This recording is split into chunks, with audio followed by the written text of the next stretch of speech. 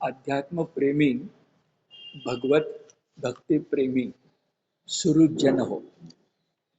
गेल्या शनिवारी आपण रासपंचक या अत्यंत महत्त्वाच्या भागवतातील दशमस्कंधातील 5 अध्यायामधील ज्याला मर्म म्हणू त्याचं अवलोकन केलं. मर्म का म्हटलं तर आपण गोपी गीत याचे जे श्लोक आहेत जे व्यासांच्या लेखणीतून अवतरलेत, शुकाचार्यांच्या मुखानं प्रकट झालेत आणि राजा परीक्षितीनं ऐकलेले आहेत. अत्यंत पवित्र असे गोपी गीतातले शब्द आहेत. तर आपण एकूण जे गोपी गीत आहे त्यातले निवडक श्लोक हे पाहिले. पाहताना कसोटी अशी लावली की त्या गोपी गीतामध्ये सुद्धा रासपंचकातल्या अन्य अध्यायांच्या प्रमाणे काही प्रक्षेप झालेला आहे. काही गोष्टी त्याच्यामध्ये घुसडल्या गेलेल्या आहेत. त्या घुसडलेल्या गोष्टी बाजूला ठेवायच्या. त्या घुसडलेल्या गोष्टी बाजूला ठेवायच्या आणि निश्चितपणे खात्रीनं कसोटी लावली तरी जे शब्द व्यासांचे असू शकतात, जे शब्द वैराग्य मूर्ती शुकाचार्यांच्या मुखामध्ये शोभू शकतात, जे 7 दिवसामध्ये मरणाला मारून मोक्ष मिळवू इच्छिणाऱ्या राजा परीक्षितेला ऐकावेसे वाटतात, असेच भक्तियुक्त शब्द असायला पाहिजे. भक्तीशिवाय शृंगार जर त्या ठिकाणी यायला लागला तर बरोबर नाही. हा जो आपला दृष्टिकोन आहे त्याच्यातून जेवढा प्रक्षेप वगळता येईल, प्रक्षेप म्हणजे वरून त्यात घुसडणं, हे वगळता येईल ते वगळून गोपी गीतापैकी जे श्लोक खात्रीनं व्यासांचे आहेत, गोपींच्या मुखातले आहेत, शुकाचार्यांनी सांगितलेले आहेत, याची खात्री वाटते तेवढेच श्लोक आपण घेतलेले आहेत. बाकीचे श्लोक सोडून दिले. निश्चितपणे खात्री त्याची वाटते तेवढे श्लोक आपण घेतले. ते सगळं तुम्हाला आठवतं. त्याच्यामध्ये माधुर्य होतं, वात्सल्य होतं, अगदी अधरामृत, त्याचा अर्थ वेणुवादन आहे, यासारखा नवा मुद्दा सुद्धा आपण लक्षामध्ये घेतला होता. आता पुनरुक्तीत वेळ घालवायला नको, ते सगळं तुम्हाला आठवतं. असं गोपी गीत गोपींच्या मुखातून, विरह व्याकुळ गोपींच्या मुखातून, भक्तिवत्सल गोपींच्या मुखातून, व्याकुळ झालेल्या गोपींच्या मुखातून, जीवाची तगमग आणि तडफड होती आहे अशा गोपींच्या मुखातून प्रकट झाले. आणि तो भगवंत जो असतो तो सुद्धा काही वेळा भक्ताची परीक्षा घेतो. भक्ताला बराच काळ वाट बघायला लावतो. पण अशी वाट बघितल्यानंतर, परीक्षा घेतल्यानंतर, कसोटीचा काळ संपल्यानंतर त्या भगवंताला सुद्धा निश्चितपणे दया येते. त्या भगवंताच्या मनात कृपा उद्भवते. त्या भगवंताच्या मनात वात्सल्य उत्सम बळून येतं आणि मग तो धावत येतो. एखादा प्रल्हाद भाग्यवान असतो की ज्याला वडिलांनी विचारावं कुठे तुझा नारायण, आणि त्यांना नुसता अंगुली निर्देश करावा आणि तत्क्षणी स्तंभातून नरसिंह प्रकट. पण जर प्रल्हाद इतका भाग्यवान होता तर गजेंद्र मोक्षाची कथा आठवा. भाग्यवान कुठे आहे? तो गजेंद्र मगरीनं सुसरीनं त्याचा पाय धरल्यानंतर बराच काळ त्याला झुंजावं लागलंय. बराच काळ त्याला विष्णूची वाट बघायला लागली. बराच काळ त्याला विष्णू आल्यानंतर त्याही अवस्थेमध्ये सोंडेमध्ये कमलपुष्प घेऊन त्या विष्णूची पूजा बांधावी लागली. जे गजेंद्राला वेळ लागला ना भगवंत भेटायला, तसं गोपींनाही वेळ लागला. पण आता मात्र कृष्णाच्या मनात दया उद्भवली आणि तो प्रकटला. आता प्रकटला या ठिकाणी रास पंचकातला 4था अध्याय आपल्या समोर आला. गोपी गीत हा तिसरा अध्याय. आता आहे रासपंचकातला चौथा अध्याय. चौथ्या अध्यायाची सुरुवातच अशी आहे की गोपींची ती व्याकुळ अवस्था बघून श्रीकृष्ण तिथे साक्षात प्रकटला. परीक्षित राजाला शुकाचार्य म्हणतात, अरे त्या गोपी श्रीकृष्णाच्या दर्शनासाठी अत्यंत उत्कंठित झाल्या होत्या, व्याकुळ झाल्या होत्या. कृष्णाचं नुसतं वेणुवादन कानावर पडलं असतं तरी समाधान झालं नसतं. आता कृष्णच दिसायला पाहिजे, कृष्णच भेटायला पाहिजे, कृष्णाचाच सहवास मिळाला पाहिजे, हे ध्यानामध्ये घ्या. अशा उत्कंठित झालेल्या गोपींची ही अवस्था विलक्षण झाली. शेवटी उत्कंठा, हुरहुर, वाट पाहणं इतकं वाढलं की गोपी या स्त्री स्वभाव सुलभतेनं अक्षरशः रडू लागल्या. अश्रुपात हा त्यांच्या नयनातून व्हायला लागला. कृष्ण पाहत असेल. इतका गोपीने गाणं म्हटलं, गोपी गीत, गोपी व्याकुळ झाल्या त्या डोळ्याला दिसलं, पण आता मात्र अश्रू सिंचन झालं, आता मात्र अश्रुपात झाला. रडवेल्या नव्हे, गंगा यमुना, गदिमांच्या भाषेत बोलायचं, गंगा यमुना डोळ्यात उभ्या का, अशी अवस्था झाली. आणि मग कृष्णाचा अंतःकरणाला सुद्धा पाझर फुटला आणि तो येऊन त्यांच्या पुढे प्रकट झाला. भागवतकार फक्त दोन या ठिकाणी विशेषण वापरतायत, पण ती दोन्ही सुंदर आहेत. ते म्हणतायत, कृष्ण प्रकट झाला तेव्हा त्याच्या गळ्यामध्ये वनमाला होती आणि त्याचं रूप मदनालाही लाजवी इतकं सुंदर. अधिक वर्णन केलेलं नाहीये. मदनालाही लाजवी इतकं सुंदर हे तर आहेच, कारण तो सावळा श्रीकृष्ण, केतकी वर्णी नाही आहे, पण तो सावळा कृष्ण इतका सुंदर आहे. नीलकांती श्रीकृष्ण इतका सुंदर आहे, त्याला काही उत्तरच नाही, त्यात विशेष नाही आहे.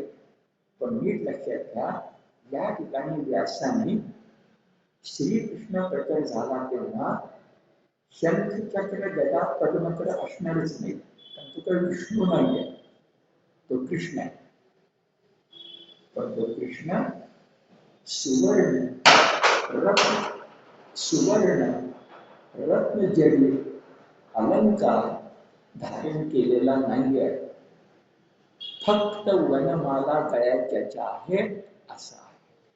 कारण तो गोकुळातला कृष्ण, तो गौरी आहे, तो गोपाल आहे, तो वनविहार करणार आहे आणि त्याच्या गळ्यामध्ये फक्त एकच अलंकार शोधून दिसतो आणि तो म्हणजे वनमाला.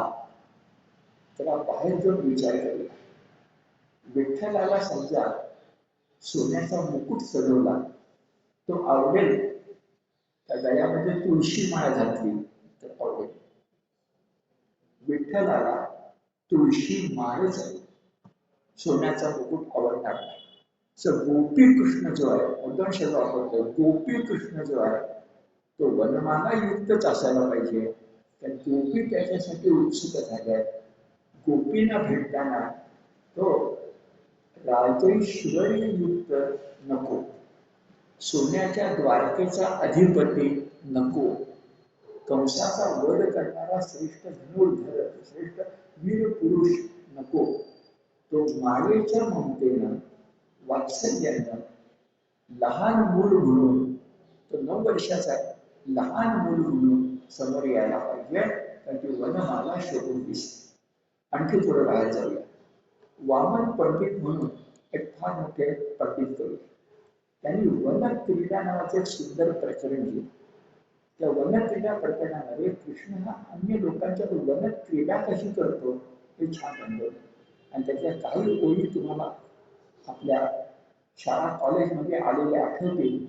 वनी खेळती बाळते बंद वानसे, तुरे खोविती मस्तकी पंत वानसे. पुढे वर्णन केले हार कसे घातले जातात आणि स्वनाथा सवेते करीती विहार. हे जे वामन पंडितांनी वनक्रीडेमध्ये वनमालेचं कौतुक केलंय ते लक्षात. आणि शेवटचा मुद्दा विष्णू म्हटलं की वैजयंती माला, तर वैजयंती माला सुद्धा हीन ठरते गोपालकृष्णाच्या वनमाले पुढं. याला भागवताचं विश्लेषण म्हणायचं. ही भागवताची भक्ती आपण समजून घेतली पाहिजे. आपल्याला 4थ्या अध्यायाच्या प्रारंभी कळतं.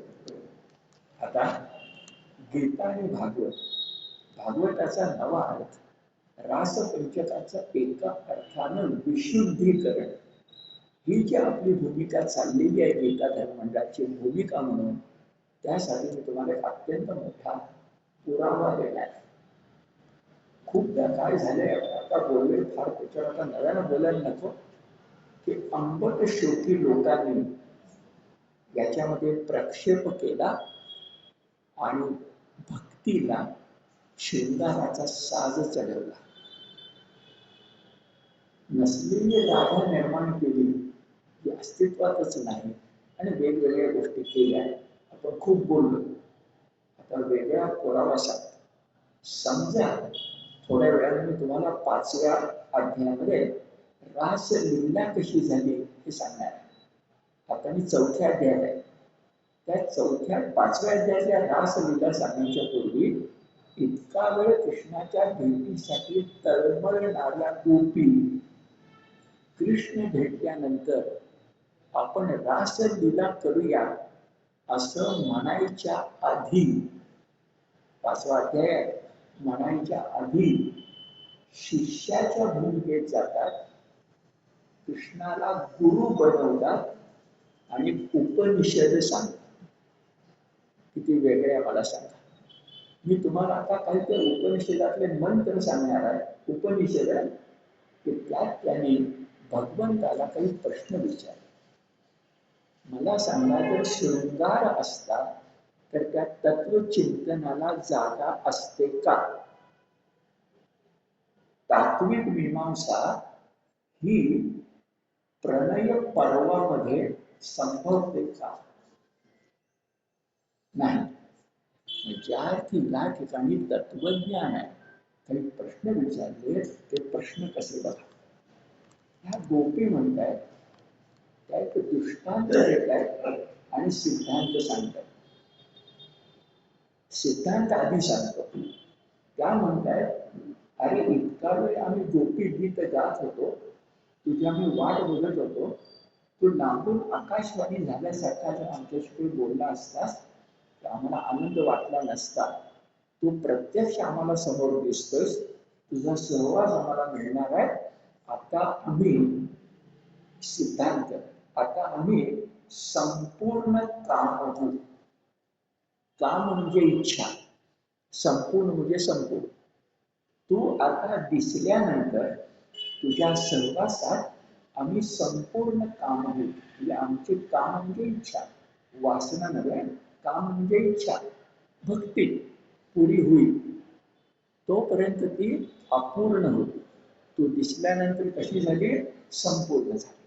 हा सिद्धांत, हा सांगण्यासाठी गोपीने दृष्टांत काय दिला तो खरोखर ऐकण्यासारखा. आता गद्यात सांगून बघितलं, वाचून दाखव. दृष्टांत असा दिलाय, अहो वेद वाङ्मय, ऋग्वेदादी वेद वाङ्मय, जगातलं सर्वश्रेष्ठ वाङ्मय, ते सुद्धा परमेश्वराबद्दल विचारल्यानंतर, वेद म्हणजे जगातलं श्रेष्ठ ज्ञान वाङ्मय, त्याला जर विचारलं वेदांना की परमेश्वर कसा असतो, तर वेद वाङ्मयामध्ये शब्द येतो नेती नेती, असा नाही तसा नाही. आपण काय म्हणूया, परमेश्वर कसा असतो, तांब्या भांड नसतो, लाऊड स्पीकर नसतो. उत्तर तर दिलं की नाही? उत्तर दिलं, गमतीच आहे. पण तांब्या भांड नसतो, लाऊड स्पीकर नसतो. पण परमेश्वर कसा असतो सांगितलं का मी? कसा नसतो सांगितलं.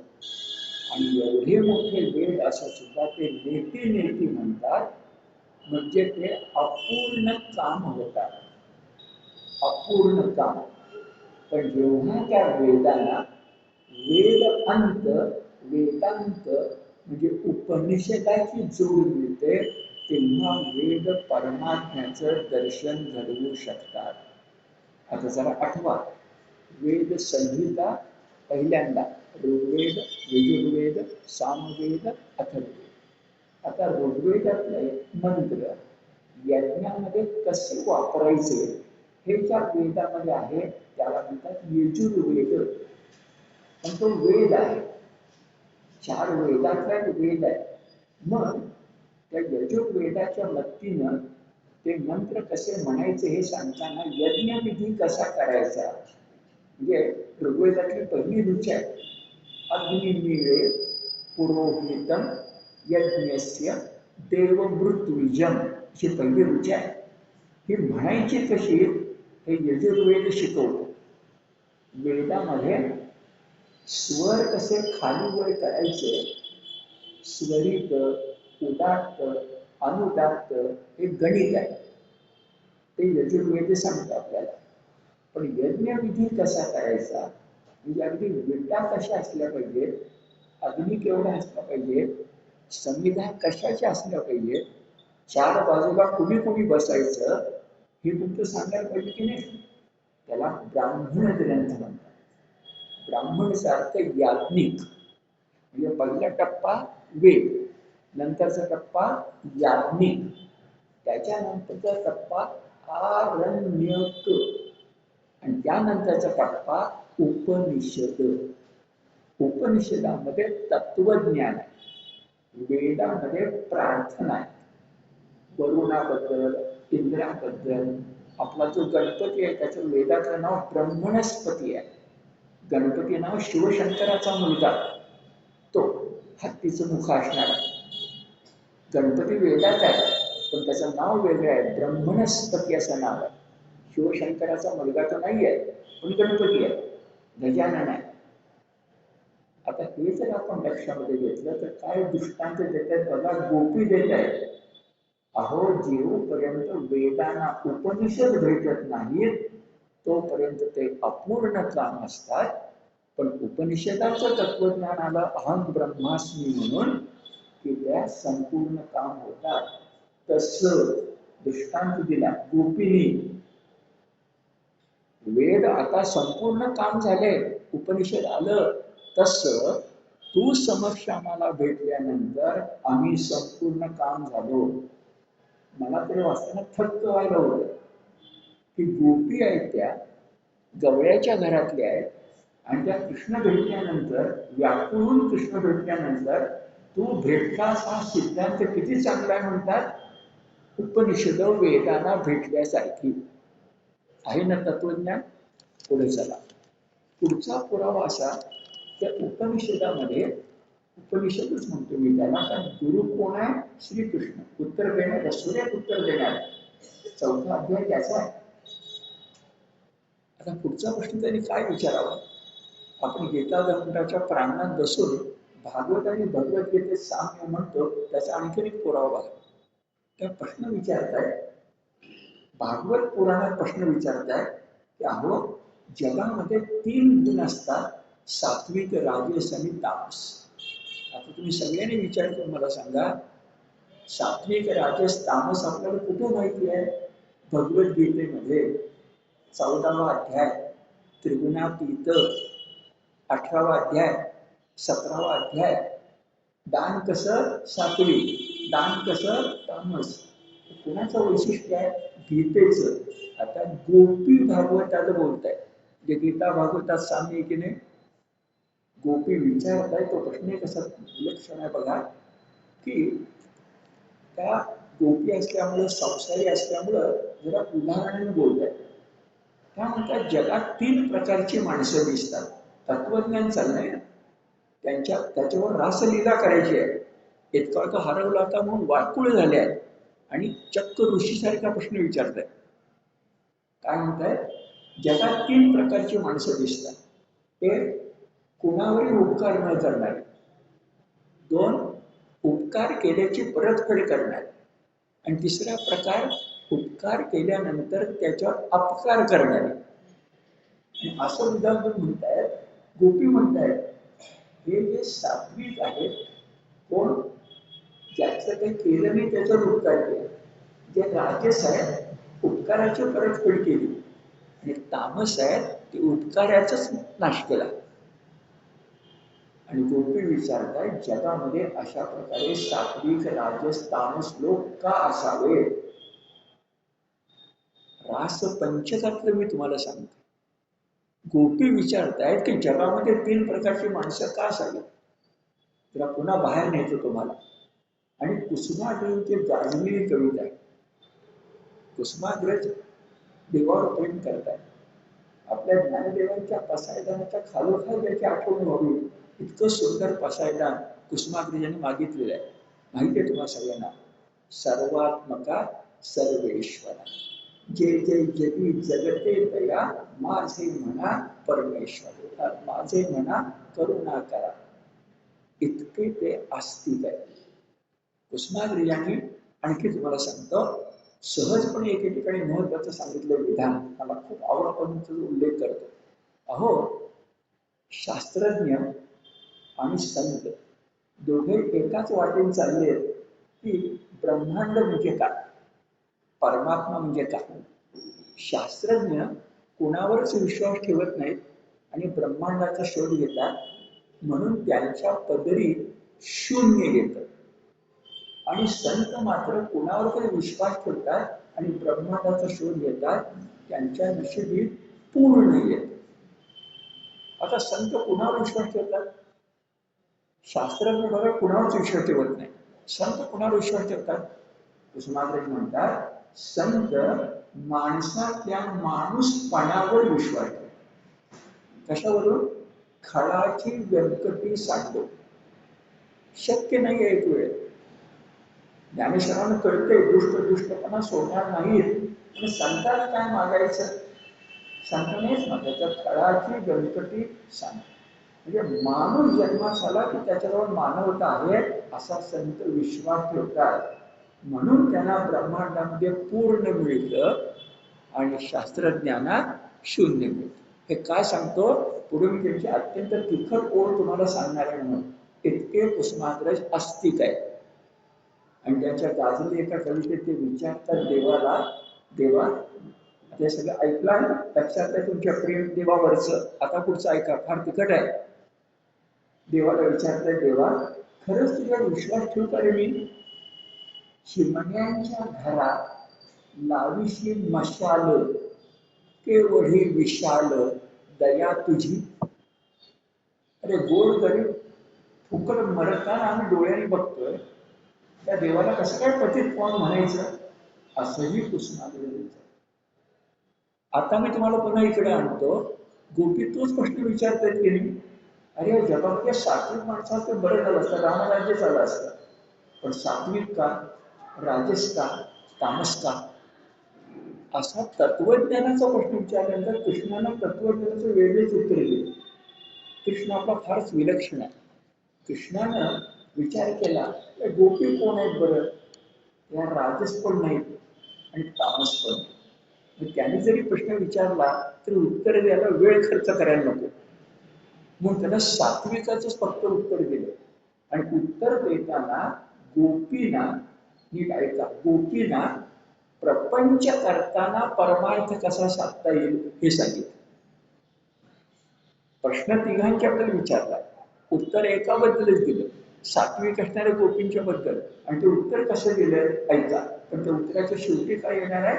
प्रपंचाचा परमार्थ करता येतो. आणि तुम्हाला एका संतांचं उदाहरण सांगणार आहे की ज्यानं प्रपंचाचा परमार्थ केला, जो गोपींनी करायला हरकत नाही.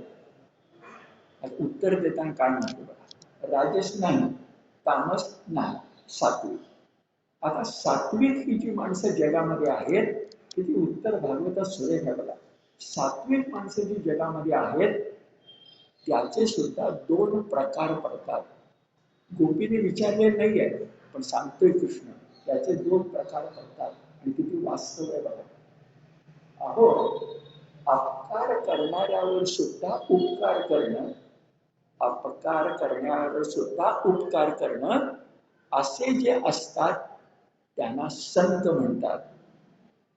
आणि उपकाराचा मुद्दाच नाहीये, म्हणजे उपकार करणं ही भाषाच नाहीये, पण उपकारही लाजवीत अशा प्रकारचं वात्सल्य कौटुंबिक माणसं आपल्या मुलाबाळांना अपत्यांना देतात. तोही सात्विक उपकाराचा सर्वश्रेष्ठ प्रकार आहे. कुणाला सांगत चाललंय? गोपींना. धागा लक्षात घ्या, तो पुढे येणार आहे. सात्विक दोन प्रकारचे, एक कोण? संत, आणि एक कोण? आता शब्द वापरूया, पालक. एक संत आणि एक पालक. पुढे गंमत आहे का? दोघंही सात्विक आहेत. संतांना ते अपकार्यावरही उपकार करत असल्यामुळं मोक्ष मिळतो. संतांना सात्विक आहे, अपकार्यावरही उपकार करत असल्यामुळं मोक्ष मिळतो. पण जे पालक असतात त्यांना मात्र मुलाबाळांना ते लहानाचं मोठं करतात.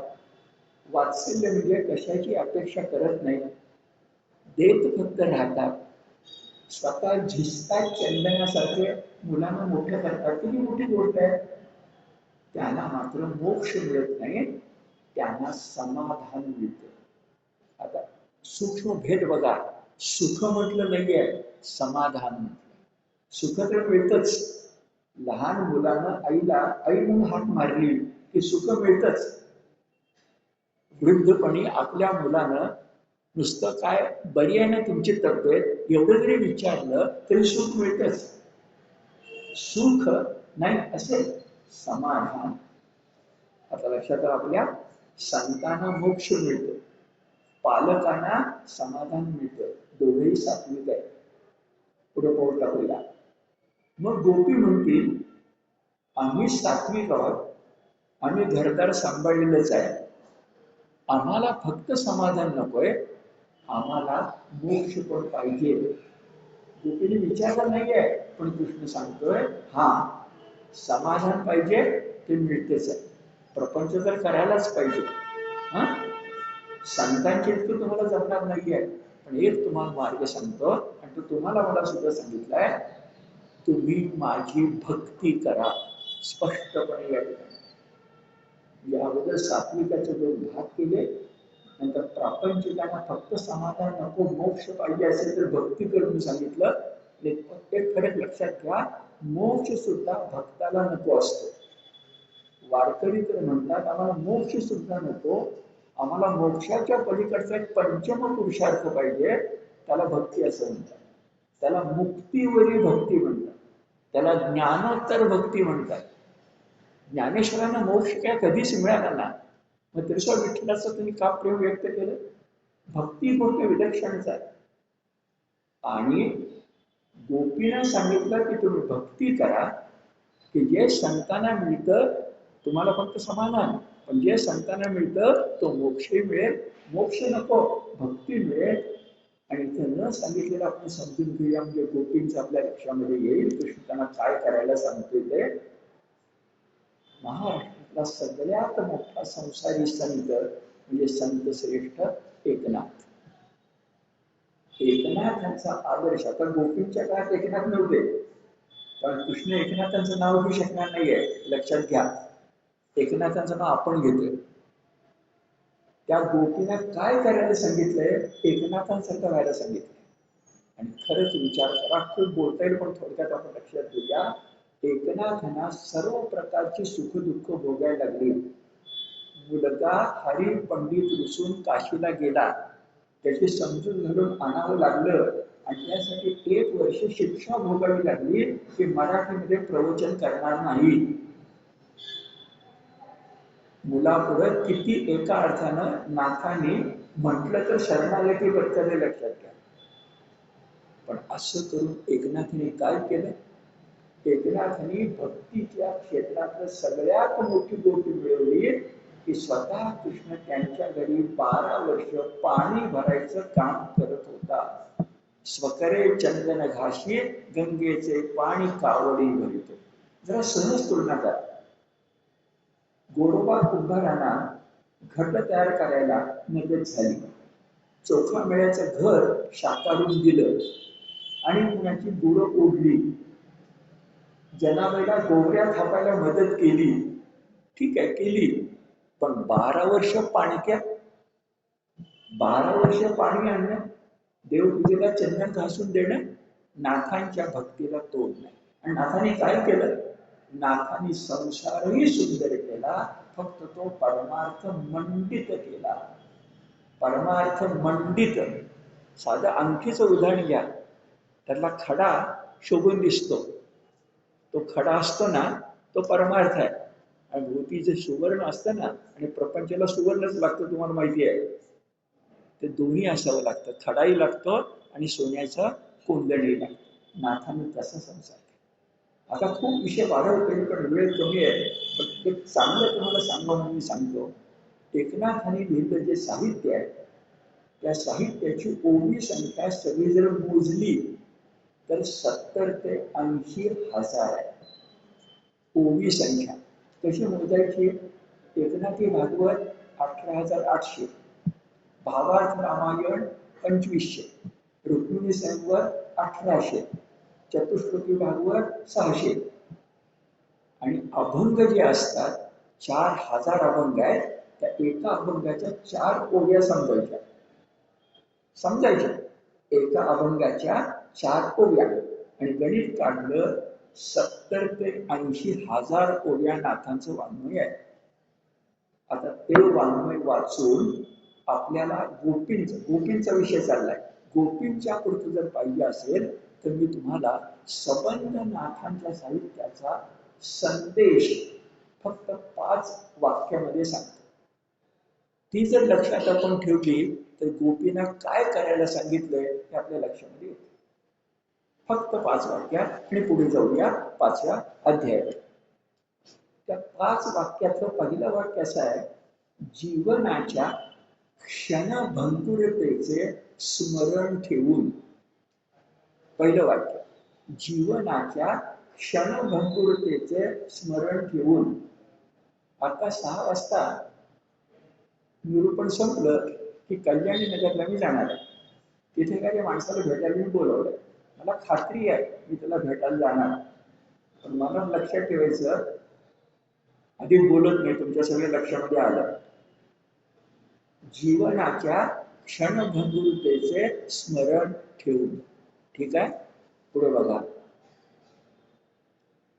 सतत ईश्वरानुसंधान राखून. प्रत्येक काम करताना मनामध्ये ईश्वराची आठवण ठेवायची. फायदा असा, वाईट काम करतच नाही. फायदा असा, चांगलं काम चांगलंच करतो. मला सांगा, बागेतून कोणी शिळी फुलं आणली आणि देवाला वाहिली, असं घडलंय का? बागेत गेल्यानंतर चांगलीच फुलं आणणार ना देवाला. तसं काम कर म्हटलं तर शिळं काम करताच येत नाही.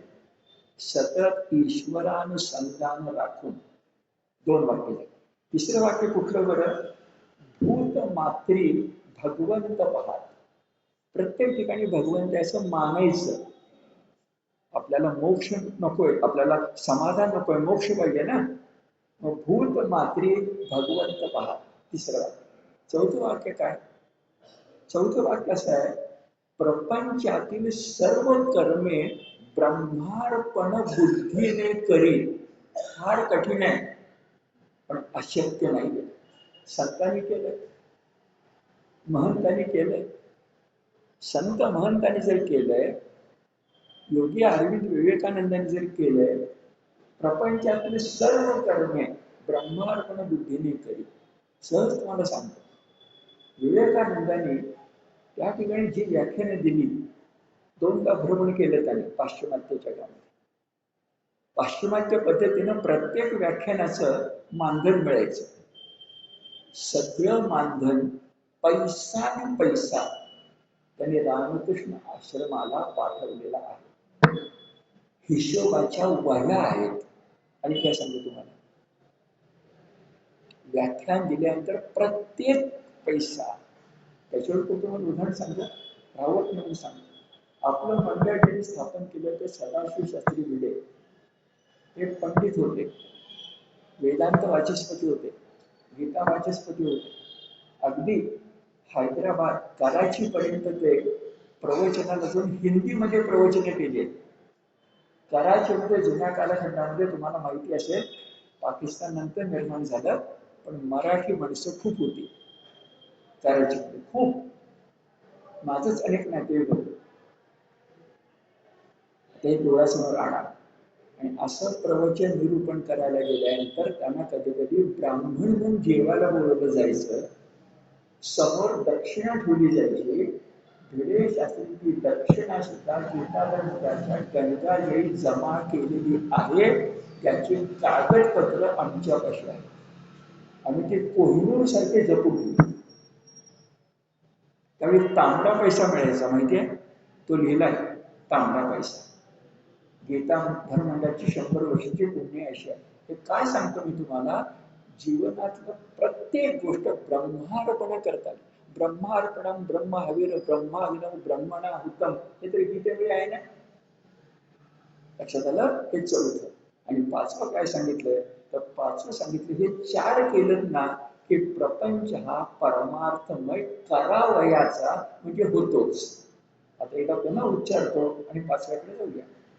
काय 5 गोष्टींचा मंत्र आहे, जीवनाच्या क्षणभंगुरतेचे स्मरण ठेवून सतत ईश्वरानुसंधान राखून. लक्षामध्ये घ्या, तुला पटणार उदाहरण सांगतो. तुमची बरीचशा जणांच्या घरात मुलं IT मध्ये नोकरी करणारी असते. त्यांचं उदाहरण सांगतो, माझ्या घरात तेच आहे. IT मध्ये नोकरी करणाऱ्या माणसांना मी गमतीने म्हणतो, तुम्ही घरात जरी आलात ना तर गळ्यामध्ये जणू काही अदृश्य पट्टा घातलेला आहे. कधी तुम्हाला बॉसचा फोन येणार, कधी तुम्ही दुसऱ्या खोलीत जाणार, तासभर कामात राहणार, नंतर येणार. म्हणजे ऑफिसचं घर करू नये, पण घराचं पण ऑफिस करू नये ना. कळलं तुम्हाला? आता हे सगळं लक्षात घेतलं, फार मोठं कठीण आहे जीवन जगणं, पण असू दे. तर आपण म्हटलं सतत ईश्वरानुसंधान राखून भूत मात्री भगवंत पाहात, प्रपंचातील सर्व कर्मे ब्रह्मार्पण बुद्धीने करीत प्रपंचच परमार्थ रूप करावयाचा. त्याचं साक्षात उदाहरण म्हणजे संतश्रेष्ठ एकनाथ. आता शेवट करूया, कारण आज आपला रासपंचक पुरं करायचं. आता 5वं जे रासपंचक आहे त्यामध्ये चक्क रासक्रीडा आहे. कशी आहे रासक्रीडा? जे आहे ते मान्यच आहे, ते आहेच की कृष्ण मध्ये आहे आणि भोवती एक वर्तुळ गोपींचं आहे, दुसरं मोठं वर्तुळ गोपींचं आहे, तिसरं मोठं वर्तुळ गोपींचं आहे आणि कृष्ण त्यांना वर्तुळाच्या केंद्रबिंदूवर दिसतो एक. आणि वर्तुळामध्ये जेव्हा इथं आहे, वर्तुळामध्ये जेव्हा त्या गोल फिरतायत तेव्हा मध्ये कृष्ण दिसतोय, आणि जेव्हा त्या टिपऱ्याचा खेळ खेळतायत तेव्हा त्यांना समोर सखी दिसत नाहीये, त्यांना कृष्ण दिसतो. हे इथं आहे आहे. आता माणसं प्रश्न विचारते, जर आहे तर आम्ही तेच सांगतो की तुम्हाला, आम्ही तेच म्हणतोय कृष्ण होता सगळ्यांच्या बरोबर. आता विचार करूया, कृष्ण मध्ये एक वेळ शक्य आहे 9 वर्षाचा मुलगा, तो प्रत्येकाला कृष्ण दिसतोय हे पटणार आहे? मग कसं काय दिसतोय? व्यास कसं काय सांगतात, शुकाचार्य कसं काय सांगतात, परीक्षित कसा काय विचारतोय? याचं उत्तर मागं आपण दिलंय, ते फक्त आठवायचं. अशारीर प्रेम, मीराबाई. आणि ज्ञानेश्वरांचं सांगितलेलं वचन आठवायचं, दर्पणी पाहता रूप न दिसे आपुले, बाप रखमा देवी वरू विठ्ठले मज ऐसे केले. आलं सर्वांच्या लक्षात? आता हे डोक्यात ठेवून वाचत जाऊया. जे आहे ते मी तुम्हाला सांगणार आहे. गोपीना कृष्णानं, त्या रासक्रीडा आहे, गोपीना कृष्णानं एकमेकांचे हात धरायला सांगितले आणि रासक्रीडा नावाचा खेळ आरंभीला. श्रीकृष्ण मात्र त्या मंडलामध्ये उभा राहिला. असं म्हणताना सुद्धा व्यास कृष्णाला जे विशेषण देत आहेत ते गीतेतलं आहे, योगेश्वर श्रीकृष्ण. तुम्ही पुस्तकात काढून बघा, म्हणजे माझं म्हणणं तुम्हाला पडेल. योगेश्वर श्रीकृष्ण म्हणजे व्यासाला काहीतरी वेगळं म्हणायचं, तो योगेश्वर कृष्ण. तर योगेश्वर श्रीकृष्ण मंडलाकार असण्यामध्ये मध्ये उभा राहिला. नंतर 2 गोपींच्या मध्ये एक असा कृष्ण उभा राहिला. कृष्ण आणि गोपींचे दर्शन कसं घडलं, वर्तुळ सोडून द्या, पण दोन गोपींच्या मध्ये, दोन गोपी नाही, गोपी कृष्ण, गोपी कृष्ण, गोपी कृष्ण, हे कसं दिसलं. सुरेख उपमा दिली आहे. सुवर्णाच्या दोन मण्यामध्ये नीलकांत मणी शोभावा तसा श्रीकृष्ण दिसला. जे स्पष्ट सांगायला पाहिजे तुम्हाला मी सांगतो. कृष्ण, एक गोपी कृष्ण, पुन्हा गोपी कृष्ण, हे लांबून बघितलं तर दोन गोपींच्या मध्ये कृष्ण दिसेल. गोपी या केतकी वर्णी आहेत आणि कृष्ण हा नील वर्णी आहे, हे यातून सांगितलेलं आहे. काही नाकारायचं कारण नाही. वाक्य वाचतो, सुवर्णाच्या दोन मण्यामध्ये नीलवर्ण शोभते, त्याप्रमाणे सुवर्ण कांती असलेल्या दोन दोन गोपींच्या मध्ये, मी काय बोललो त्याला पुरावा आहे, दोन दोन गोपींच्या मध्ये श्यामवर्ण भगवान शोभून दिसत होता. पुढे चला, किती प्रामाणिकपणे वर्णन आहे बघा. प्रक्षेप नसता तर किती सुंदर आहे. असं चाललं असताना मानवी स्वभाव आहे की नृत्य करीत असताना गाणं म्हटलं नाही तर जमतच नाही. गाणं म्हणता नृत्य केलं नाही तर चालतं, पण नृत्य करताना गाणं म्हटलं नाही चालतच नाही. मग काय झालं, कृष्णावर असं म्हणत असताना एक गोपी, आता सगळ्यांना काही आवाज नसतो, एक गोपी जरा उच्च स्वरामध्ये कृष्ण गीत गायला लागली. वर्णन बघा, त्या गोपींच्या मध्ये एक गोपी अशी होती, तिला सुरेल आवाज होता, आलाप घेता येत होती, आणि तिनं तो आलाप अशा काही उंचीचा घेतला की कृष्णाने तिला धन्य धन्य असं म्हटलं. इथं आहे. आणि पुढे सांगितलंय, किती बारकावे बघा, ती गोपीनं आवाज उंच चढवला. तुम्हाला माहिती आहे, फार मला सांगायला नको, आवाज उंच चढवून सुद्धा तर फाटला नाही तर तो कोकिळ कंठी म्हणायचा. तेच इथे आहे. इथं म्हटलंय, ती जेव्हा उंच आवाज घेऊ लागली तेव्हा ती ध्रुव नामक आलाप घेऊ लागली. आता तुम्ही जर कोणी तुमच्या घराच्या आसपास संगीत तज्ञ असले तर त्यांना विचारा की आलापामध्ये ध्रुव नावाचा आलाप असतो का. मला माहिती नाहीये, पण मी खात्रीने सांगतो असला पाहिजे. व्यास जेव्हा सांगताय, शुक्राचार्य जेव्हा सांगताय, त्या उंच आवाजामध्ये ध्रुव नावाचा कोणतरी आलाप, नावी छान आहे, ध्रुव तारा, ध्रुव आलाप असला पाहिजे. पुढे बघा, आता संस्कृत श्लोक मी सांगतो, मी तुम्हाला अधिक पटेल. या गोपी कृष्णाबरोबर तदाकार होऊन जेव्हा नृत्य करत होत्या, त्याला उपमा काय दिली आहे, उपमा दिली आहे. संस्कृत श्लोक मी सांगणार आहे. उपमा दिली आहे, लहान मुलगा आरशामध्ये स्वतःचं प्रतिबिंब बघतो, त्याला चापट्या मारतो, त्याला वेडावून दाखवतो, तशा प्रकारे गोपींची अवस्था स्वलीला कराव्या, स्वक्रीडा कराव्या तशी चालली होती. आता मी तुम्हाला गद्यात सांगितलं, व्यासांचे शब्द बघा. रेमे रमेशो व्रजसुंदरीभिः यथा अर्भकः स्वप्रतिबिंब विभ्रमः रेमे सहा भगवान ताभि आत्मरामो अपि लीलया. पहिल्या रेमे शब्दाचा अर्थ रममान होतात, रेमे. दुसऱ्या रमेश शब्दाचा अर्थ रमेचा ईश म्हणजे श्रीकृष्ण. आता अर्थ लागत जाईल. गोपी श्रीकृष्णाशी एकरूप झाल्या. कोण? व्रज सुंदरीभिः, व्रजातल्या सुंदरी. कुणाप्रमाणे? यथा अर्भकः, ज्याप्रमाणे. अर्भक म्हणजे अगदी अर्भक नव्हे, 2 वर्षाचं मूल, तर त्याला कळायला पाहिजे. यथा अर्भकः स्वप्रतिबिंब विभ्रमः. आता विभ्रम हा शब्द संस्कृत मराठीमध्ये काव्यशास्त्रात वापरला जातो. अलंकार असतात ना, त्याला काव्य देवीचे विभ्रम म्हणतात. अलंकार असतात ना, अर्थालंकार, शब्दालंकार, त्यांना अलंकार म्हणतात. दागिना कुणाचा? काव्य सुंदरीचा. कसा आहे या ठिकाणी विभ्रम या अलंकारासारखं स्वप्रतिबिंब, 2 वर्षाचं मूल आरशात बघतं त्याप्रमाणे. आणि मला सांगा, ते कुणासाठी प्रतिबिंबाशी खेळतं? आईसाठी सुद्धा नाही, स्वतःसाठी. गोपी कृष्णाबरोबर जेव्हा खेळत होत्या तेव्हा पुढे आत्माराम शब्द येणार आहे.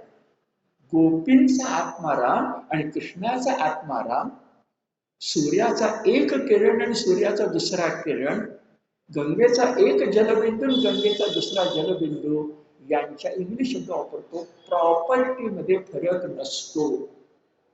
त्यांचं गुणवत्ता, सारवत्ता, त्यांची रासायनिक प्रक्रिया, त्यांचं मूल द्रव्य यात फरक असू शकत नाही. जलबिंदू घेतला की H2O पाणी हेच असणार, कुठले असू दे. आता लक्षात येतं तुमच्या, स्वबिंब स्वप्रतिबिंब विभ्रम. आणि कौतुक आहे, गोपी तर रंगल्याच, अरे पण तो आत्माराम श्रीकृष्ण सुद्धा रंगला आणि रंगतो. श्रीकृष्णाचं सगळ्यात मोठं वैशिष्ट्य आहे की पेंजाई त्याला आवडतो, सुदामाही त्याला आवडतो आणि अर्जुनही त्याला आवडतो. तसा आहे. मग रेमे स भगवान, रेमे स भगवान ताभी आत्मा रामो स्वलीलया. थोडक्यात असं म्हणूया, ब्रजसुंदरी ही लीलेमध्ये रंगल्या आणि लीला विश्वंभर असणारा जो श्रीकृष्ण तोही लीलेमध्ये रंगला.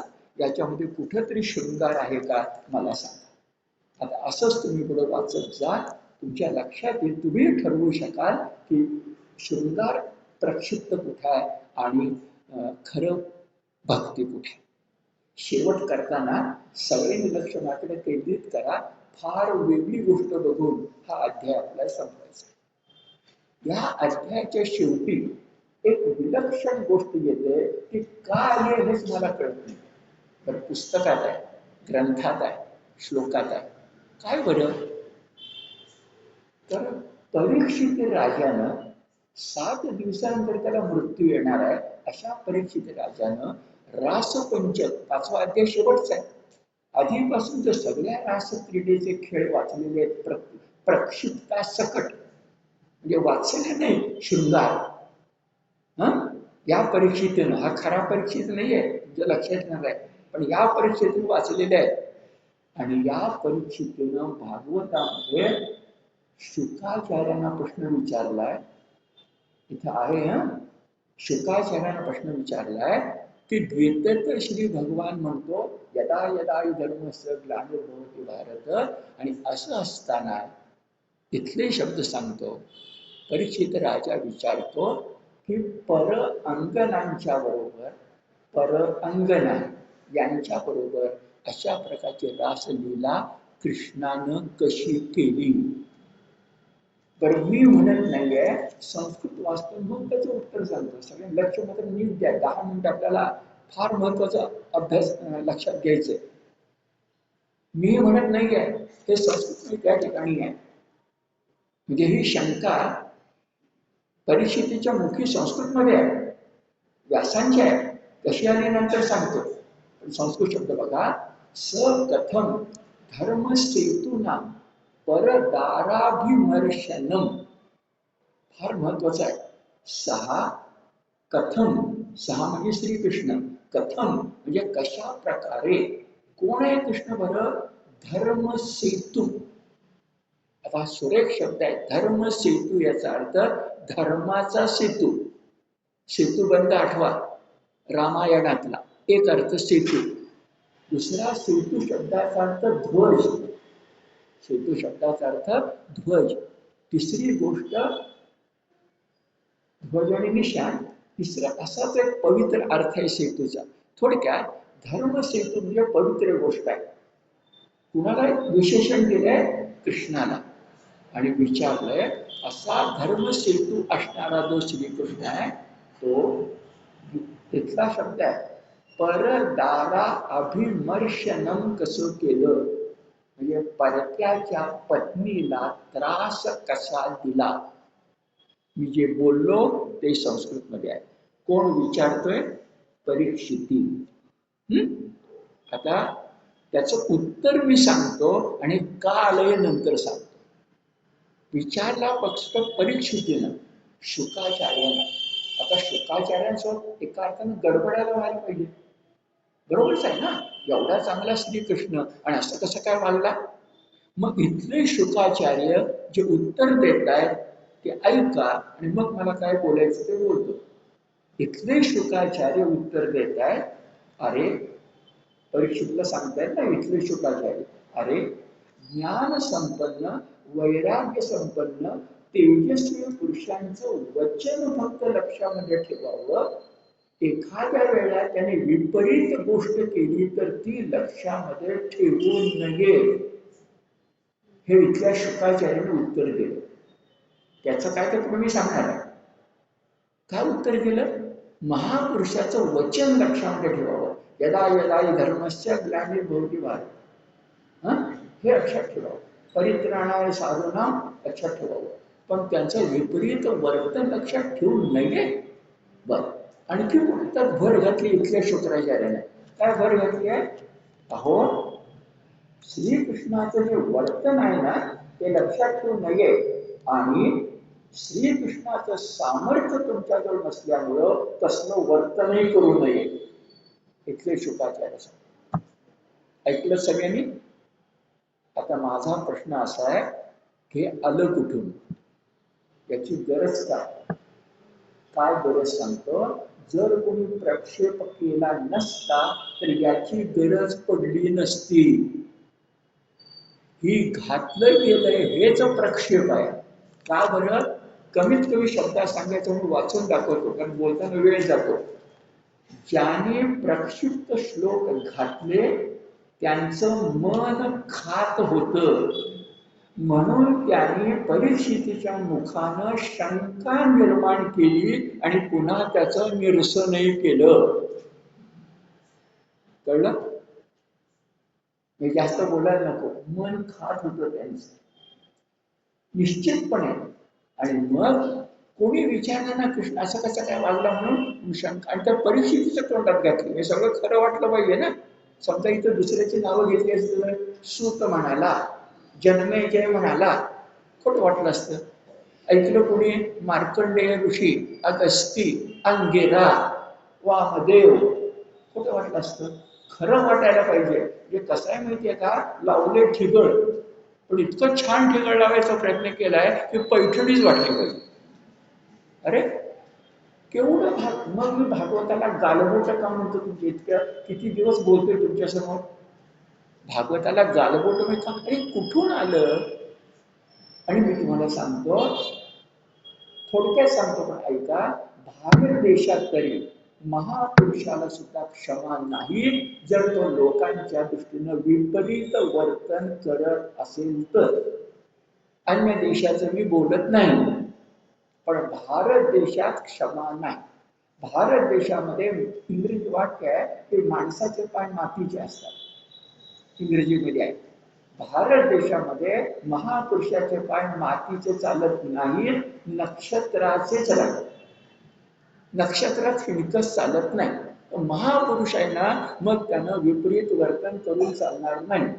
आणि याला आमच्या माऊलीचा आशीर्वाद आहे, लोकाधारे वर्तावे, विश्व मोहरे लावावे, अलौकिक नोहावे लोकांप्रती. आणि आम्ही माऊलीला मानतो. किती तुम्ही मोठे असलात, अलौकिक वागायचं नाही, लोकांप्रती अलौकिक नोहावे. आणि आधी काय सांगितलं? लोकाधारे वर्तावे. एक लक्षात घ्या, सगळ्यात चांगली नीती ही लोकनीती असते. सगळ्यात चांगली नीती कुठल्या पुस्तकात छापली जात नाही, पण लोकनीती असते. आणि ती किती सांगू तुम्हाला, प्रांतानुसार बदलते, देशानुसार बदलते. ती लोकनीती असते, ती सदनीती असते, तर माझा तरी विश्वास आहे. कळलं सगळ्यांना? अधिक बोलायला नको. कुणी काय काय केलं हे तुमच्या सगळ्या लक्षामध्ये आलं. तर हे सगळं आपण विसरून जाऊया. आणि आधी जे सांगितलं ते कृष्ण आणि गोपी यांचं नातं कुणाला पटण्यासाठी उदाहरण द्या. मीराबाईचं कृष्णाचं नातं आहे ते. कारण सांगितलं नाही तर लोकांना पटत नाही. आदर्श सांगितला नाही ना तर लोकांना पुस्तकातलं काही पटत नाही. लोकांना हे पटवून द्या. आपल्याला गीता जमल्याच्या वतीनं भागवत सांगताना ही भूमिका आहे आपण, की मीराबाई खरी आहे ना का खोटी आहे? मीराबाई तरी खरी आहे. काय त्या मीराबाईचं वैशिष्ट्य आहे? ती मीराबाई जी आहे ना, तिचा गुरु सुद्धा दलित समाजातला, त्याची समाज आहे आज त्या ठिकाणी, मीराबाई ज्या ठिकाणी आहे त्या ठिकाणी, म्हणजे सगळंच आपल्याला वारकरी पंथाचं विलक्षण हे जर ध्यानामध्ये आपलं. आणि खरंच मी पुन्हा तुम्हाला सांगतो, जमलं तर मीराबाईचं सगळं चरित्र वाचा, मीराबाईचं काव्य तुम्ही वाचा, किती हाल तिनं भोगले, कशी साधूंच्यावरती वृंदावनात गेली आहे, शेवटपर्यंत मीराबाई कशी होती. आणि म्हणून मला कौतुक वाटतं, वारकऱ्यांनी आपले नसलेले दोन आपलेच मानले, ते कबीर आणि मीराबाई. कुठं सूरदास आपलं म्हटलं नाहीये, हा, कुठं चैतन्य प्रभू आपले म्हटले नाहीये. हे दोघं कसे आले बरं? एक कबीर पंढरपूरला येऊन गेले, पण मीराबाई पंढरपूरला आलं, माझ्या तरी अभ्यासात काही कुठं नाही असलं तर बघूया. पण मीराबाई वेगळी वाटत. सकल संत गाथा घ्या, मीराबाई असतं, सकल संत गाथा घ्या, कबीर असतं. आणि वारकऱ्याने ते स्वीकारले, तर वारकऱ्याने स्वीकारले, पण वारकरी संप्रदायाचं आराध्य दैवत फक्त विठ्ठल नाही आहे, विठ्ठल रुक्मिणी आहे. त्या संस्थांचं नाव सुद्धा विठ्ठल रुक्मिणी आहे. हे नीट लक्षामध्ये आपण घेतलं, सर जाता जाता सांगतो. नामदेवांची आरती आहे, राही रखुमाबाई राणी या सगळ्या. अनेक जण विचारतात, नामदेव विठ्ठलाचं गाणं म्हणतात, रुक्मिणी ठीक आहे ना, राही रखुमाबाई, रखुमाबाई म्हणजे रुक्मिणी, मग राही कोण? मी अभ्यासातून तुम्हाला सांगतो, राही म्हणजे सत्यभामा. मला कुठे बोललोय कारण तुमच्या चेहऱ्यावर दिसले ते सत्यभामा. आणि सहज पुराण जर वाचलं ना, तर रुक्मिणीने सत्यभामेमध्ये मत्सराय ध्यानामध्ये घ्या, कोण लाडकं कोण दोडतं, म्हणजे नेमकं कळतं का राही रखुमाबाई राणी या सगळ्या म्हणलं. काव्या माझं लोक जीवन असतंय, कधी विसरायचं नाही, तर काव्य कळतं. ठीक आहे, बरंच आपलं बोलून झालं आणि जमलं आज आपल्याला हे असं त्यांच्या पुढे झालं. त्याच्या पुढं बहुतांश हे जर वादग्रस्त होतं, बहुतांश कृष्णाच्या लीला आहे. त्यातली मोठी लीला कंसवध आहे, ती आता क्रमाक्रमाने येत जाईल, आपण बघत जाऊ. आज थांबूया.